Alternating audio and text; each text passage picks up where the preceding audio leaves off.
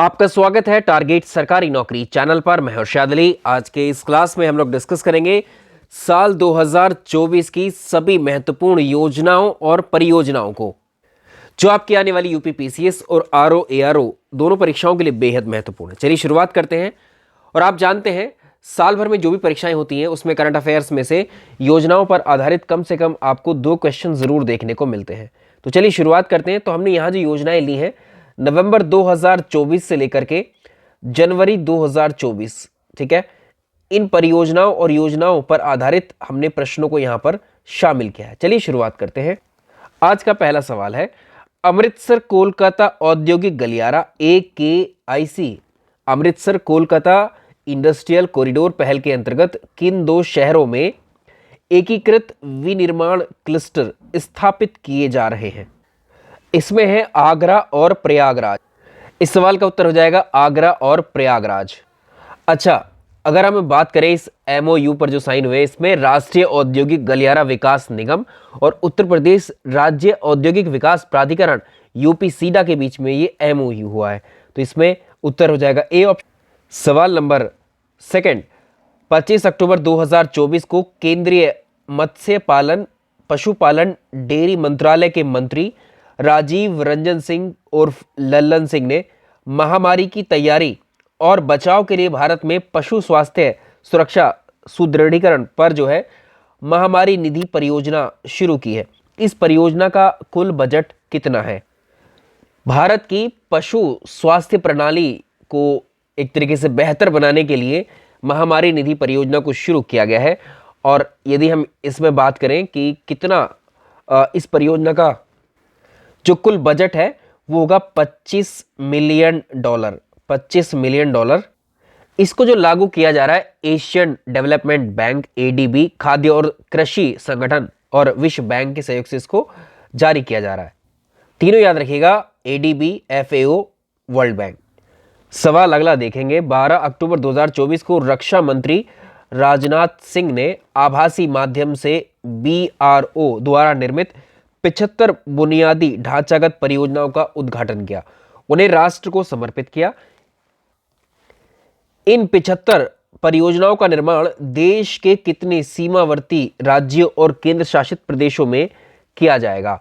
अब इसका सीधा सा उत्तर होगा 11, ठीक है, ये आपको याद रखना है। और ये सीमावर्ती राज्य और केंद्र शासित प्रदेश हैं।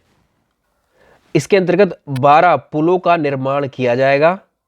इसके अंतर्गत 12 पुलों का निर्माण किया जाना है।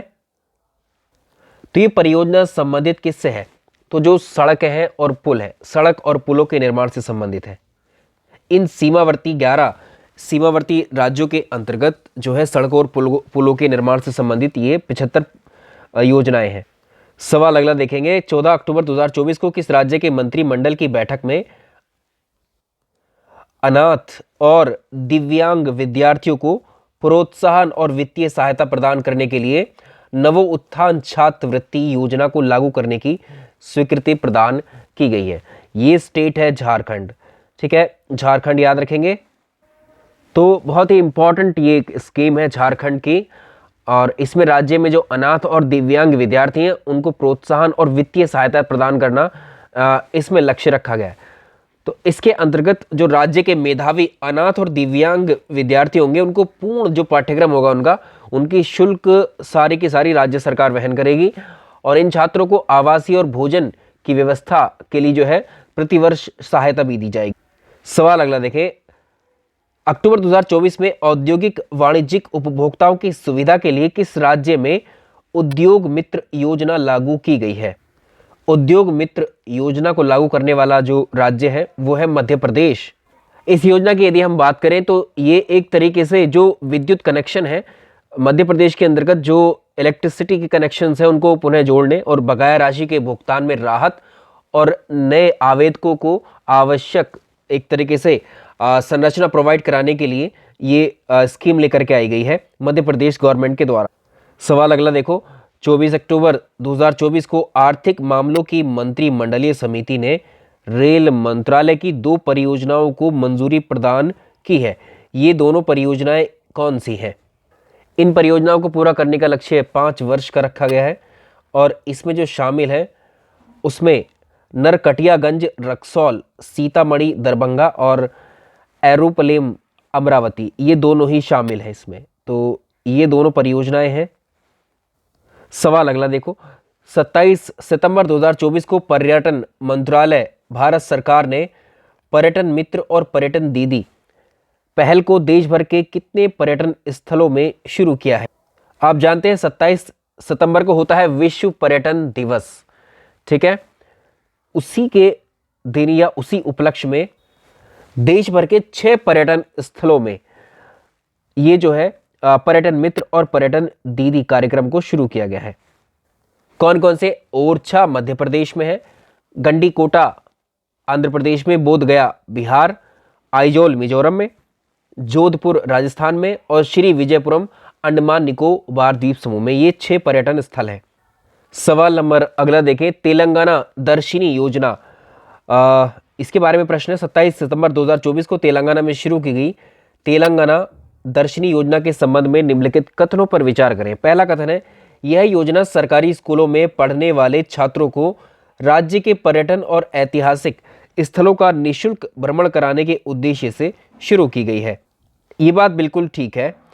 यह टूर कार्यक्रम सभी सरकारी स्कूलों और कॉलेजेस में कक्षा 2 से स्नातक ग्रेजुएशन तक के छात्रों हेतु शैक्षणिक और सांस्कृतिक अनुभवों के लिए इसको बनाया गया है। ये दोनों ही बातें सही हैं। इस योजना के बारे में ये दोनों कथन ठीक है। इस योजना के बारे में पूछेगा किस राज्य की है, तो तेलंगाना आपको साफ साफ पता लग रहा है। तेलंगाना के मुख्यमंत्री कौन है? रेवंत रेड्डी हैं। अगला सवाल देखेंगे, 20 सितंबर 2024 को किस राज्य के 12 शहरों में पेयजल आपूर्ति को बेहतर बनाने हेतु मुख्यमंत्री नगर उन्नयन प्रकल्प, मुख्यमंत्री शहरी आवास योजना के अंतर्गत ये शुरू किया गया है? अब देखो, ये है त्रिपुरा, उत्तर हो जाएगा इसका त्रिपुरा। राज्यों की सीधे सीधे योजनाओं पर प्रश्न पूछता है आपसे। अगला देखें, 1 अक्टूबर 2024 को उत्तर प्रदेश मंत्रिमंडल द्वारा क्रियान्वयन हेतु स्वीकृत Uttar Pradesh agriculture growth and rural enterprise ecosystem strengthening परियोजना के संबंध में निम्नलिखित कथनों पर विचार करें। अब इसमें पहला कथन है, इस परियोजना की लागत 4000 करोड़ रुपए है। ये बात बिल्कुल ठीक है।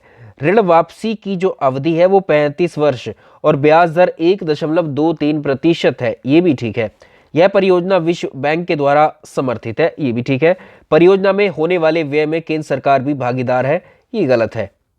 कुल मिलाकर के शुरुआत के 3 कथन सही हुए।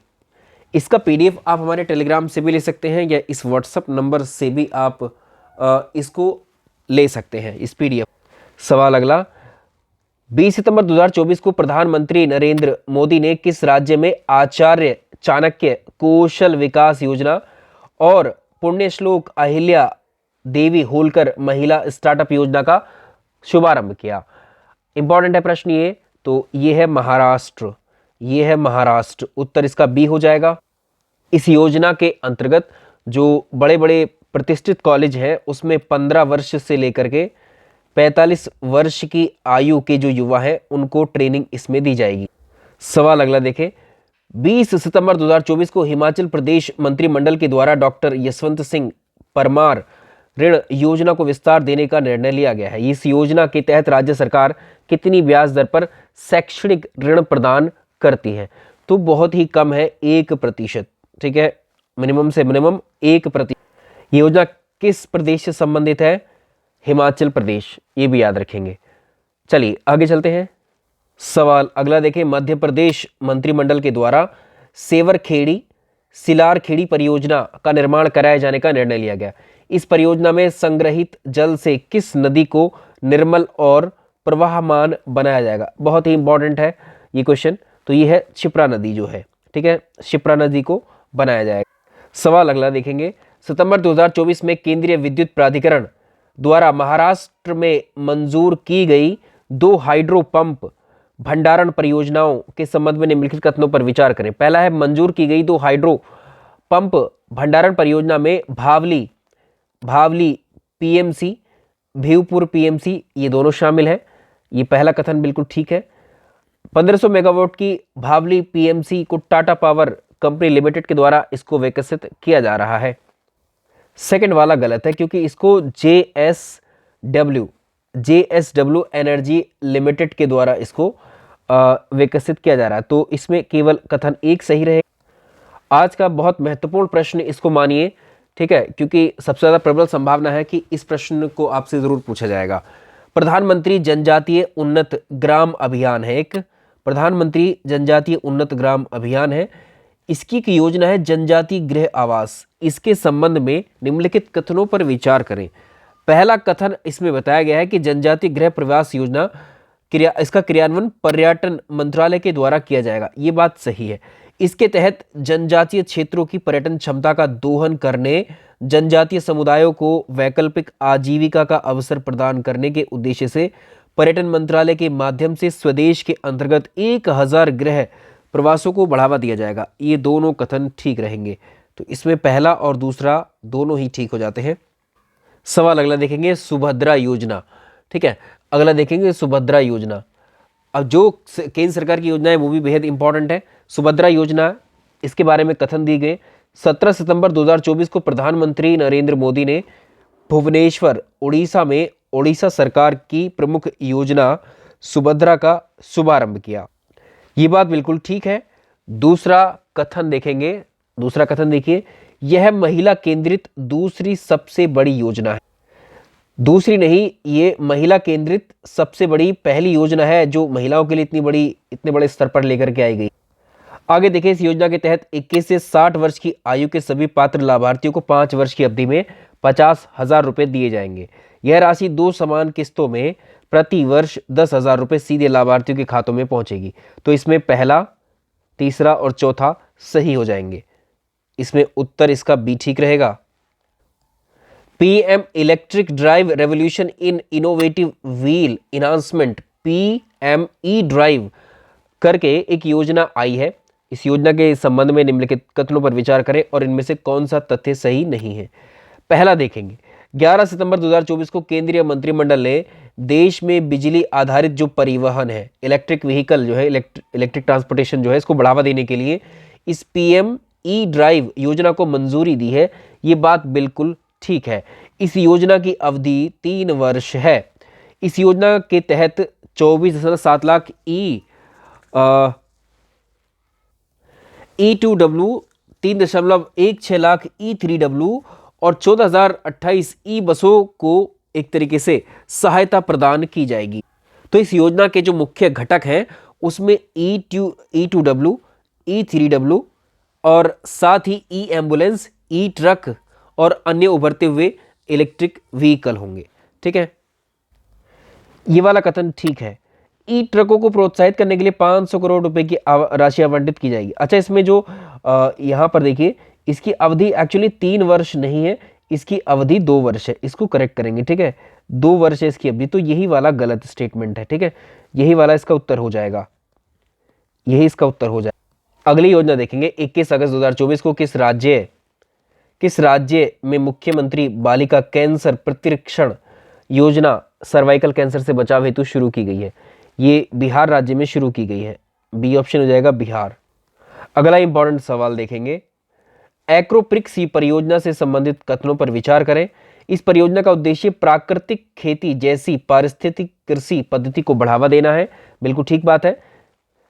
यूरोपीय आयोग द्वारा वित्त पोषित इस परियोजना में 13 देशों के 15 सदस्य शामिल हैं। ये दोनों कथन ठीक होते हैं, ये दोनों कथन सही होते हैं। सवाल अगला देखें, अगस्त 2024 को किस राज्य के मंत्रिमंडल की बैठक में मुख्यमंत्री सुख शिक्षा योजना को लागू करने का निर्णय लिया? उत्तर हो जाएगा हिमाचल प्रदेश, हिमाचल प्रदेश। सवाल अगर देखेंगे, 2 सितंबर 2024 को आर्थिक मामलों की मंत्रिमंडलीय समिति ने 2 प्रमुख शहरों जिसमें मुंबई और इंदौर है, इसके बीच सबसे छोटा रेल संपर्क प्रदान करने के उद्देश्य से 309 किलोमीटर लंबी नई रेलवे लाइन परियोजना को मंजूरी दी है। इस नई रेलवे लाइन परियोजना के संबंध में निम्नलिखित कथनों पर विचार करेंगे।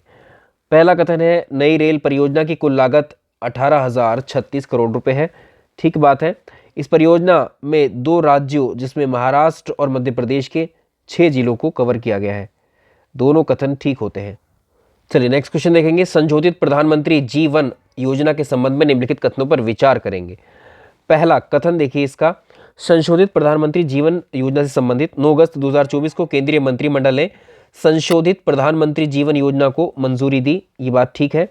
संशोधित योजना के तहत क्रियान्वयन की अवधि को 5 वर्ष यानी 2028-29 तक इसको बढ़ाया गया है। ठीक है ये बात। इस दायरे में लिग्नोसेल्यूलोसिस फीड स्टॉक, जिसको हम कृषि वानिकी अवशेष, औद्योगिक अपशिष्ट, संश्लेषण गैस, शैवाल आदि से बनने वाले उन्नत जैव ईंधन शामिल है, इसके अंतर्गत आएंगे। ये तीनों ही ठीक है, ये तीनों ही कथन इसमें सही हो जाते हैं। तो उपयुक्त सभी। Koderma super critical thermal power project के संबंध में कौन से कथन सही नहीं है? 3 स्टेटमेंट ठीक है इसमें से। अब देखो 12 अगस्त 2024 को भारत हैवी इलेक्ट्रिकल यानी BHEL को दामोदर वैली कॉरपोरेशन से EPC आधार पर इस प्रोजेक्ट का प्रतिष्ठित ऑर्डर मिला। ये ठीक बात है। इस प्रोजेक्ट की क्षमता 2x500 मेगावाट की है। ये गलत है, ये वाला गलत है, क्योंकि इसकी क्षमता अगर आप देखेंगे 2 यूनिट लगी है 800 मेगावाट की।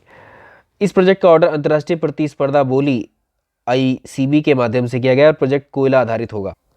बेंगलुरु मेट्रो रेल परियोजना के तीसरे चरण के संबंध में निम्नलिखित कथनों पर विचार करें। इसमें देखें, बेंगलुरु मेट्रो रेल परियोजना के संबंध में अगर आप देखेंगे तो 16 अगस्त 2024 को केंद्रीय मंत्रिमंडल ने बेंगलुरु मेट्रो रेल परियोजना के तीसरे चरण को मंजूरी दी। तीसरे चरण में 31 स्टेशन वाले 44.65 किलोमीटर लंबे 2 कॉरिडोरों को शामिल किया गया है। इसका उत्तर सही हो जाएगा। सवाल अगला देखिए, अगस्त 2024 में शुरू किए गए सेवानिवृत्त खिलाड़ी सशक्तिकरण प्रशिक्षण कार्यक्रम है ये, इसको रीसेट कहेंगे और रीसेट कार्यक्रम से संबंधित नीचे कथन दिए गए। अब देखिए इसमें क्या है। 29 अगस्त 2024 को केंद्रीय मंत्री डॉक्टर मनसुख मांडविया ने सेवानिवृत्त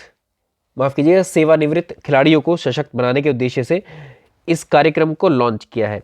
ये बात सही है। प्रायोगिक चरण के लिए यह कार्यक्रम लक्ष्मीबाई राष्ट्रीय शारीरिक शिक्षा संस्थान द्वारा लागू किया गया है। ये दोनों बातें ही सही होती हैं।